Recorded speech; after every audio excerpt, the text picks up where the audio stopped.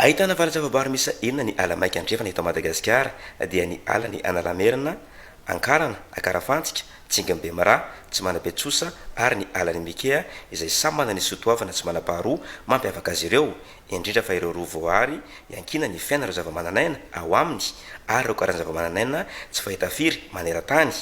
Ireo fepetra ireo no nafahana mamaritra fa voasafidy anisan'ireo valan-javaboary ho vaky iraisam-pirenena izay nakatoavan'ny UNESCO ireo ala maiky miisa enina ireo. Tony ala tony na dia efa tena malaza ho an'ireo izay tena aliana amin'ny resaka tontolo iainana noho izao izy tafiditra ao anatin'ny patrimoine mondial an'i UNESCO dia bebe kokoa zao ny mpanao gazety, ny mpikaroka, ny mpizahatany izay te hitsidika ao anatin'ireo valan-javaboary anakenina ireo.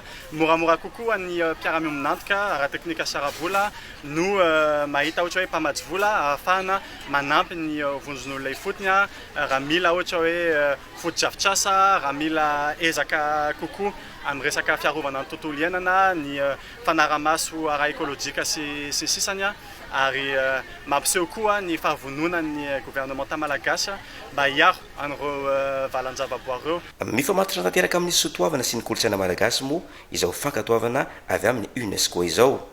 Tsy fitambarana hazo sy karazam-biby fotsiny ihany ny ala maika nandrefana fa fototra ny fomba amam-panaondrazana ihany koa, vavolombelon'ny tantara fahiny ary loharano ny fahendrena izay namolavola ny maizy azy an'izao faritra andrefana izay misy izao ary fiaramonina aty amintsika ihany koa.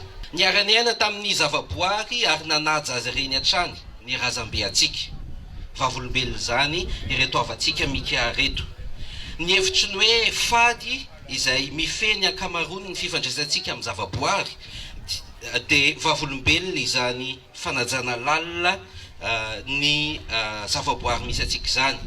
Izy ireny dia sotoavana izay efa nisy ary niatra efa elabe talohan'ny hevitra moderna momba fiarovana na ny conservation amin'ny teny frantsay. Ka ireny fady ireny no nentina niarovana ny zavaboary sy ny tontolo iainana. Teto amin'ny commune Befandefa, district Antolara Faharoa moa no nanorana tamin'ny fomba ofisaly ity mari-pakasitrahana avy amin'ny UNESCO ity, toerana izay misy ireo Mikea anisan'ny modely amin'ny fikajiana ny tontolo iainana sy ny sotoavana.